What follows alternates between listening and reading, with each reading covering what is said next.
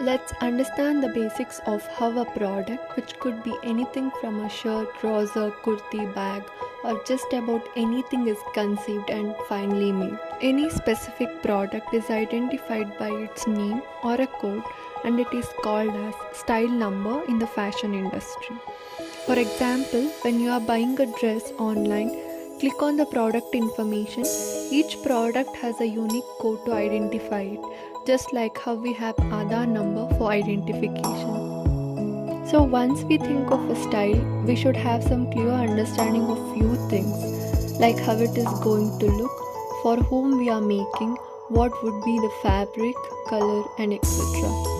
Now, if we break down the style, that garment is made out of various raw materials, which are also called BOMs, that is bill of material, trims or RM. These are used interchangeably.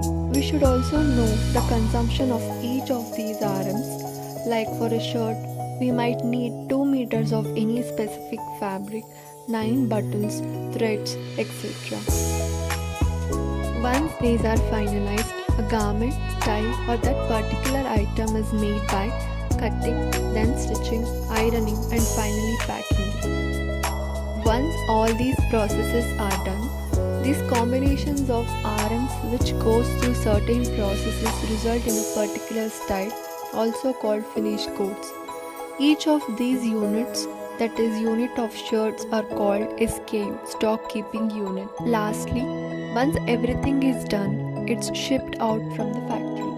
This is basically the cycle of style from conception to shipping. In next chapter, we will dive deeper into each of these aspects. Now, can you answer these questions?